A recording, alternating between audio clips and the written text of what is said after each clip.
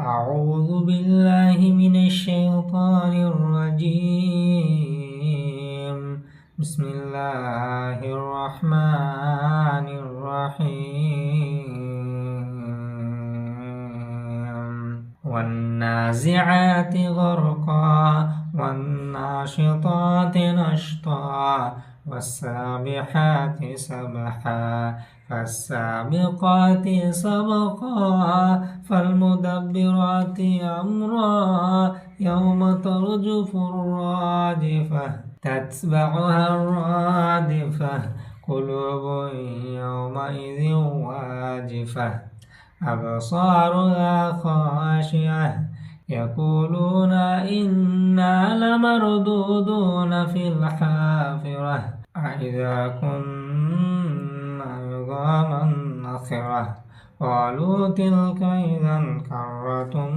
خاسرة فإنما هي زجرة واحدة فإذا هم بالساهرة هل أتاك حديث موسى إذ ناداه ربه بالواد المقدس طوى اذهب إلى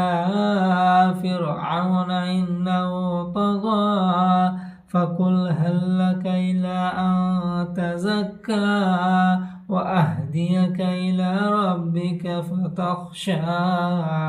فأراه الآية الكبرى فكذب وعصى ثم أدبر يسعى فحشر فنادى فقال أنا ربكم الأعلى فأخذه الله نكال الآخرة والأولى إن في ذلك لعبرة لمن يخشى أأنتم أشد خلقا أم السماء بناها رفع سمكها فسواها وأغطش ليلها وأخرج ضحاها والأرض بعد ذلك دحاها أخرج منها ماءها ومرعاها والجبال أرساها متاعا لكم ولأنعامكم فإذا جاءت الطامة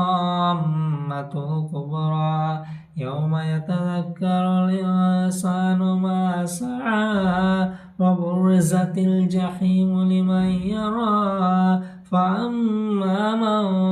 طغى وآثر الحياة الدنيا فإن الجحيم هي المأوى وأما من خاف مقام ربه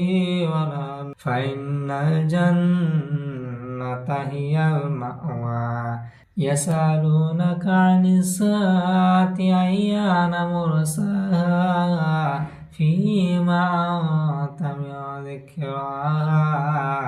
إلى ربك منتهى إنما أنت منذر من يخشى كأنهم يوم يرونها لم يلبثوا إلا عشية أو ضحاها.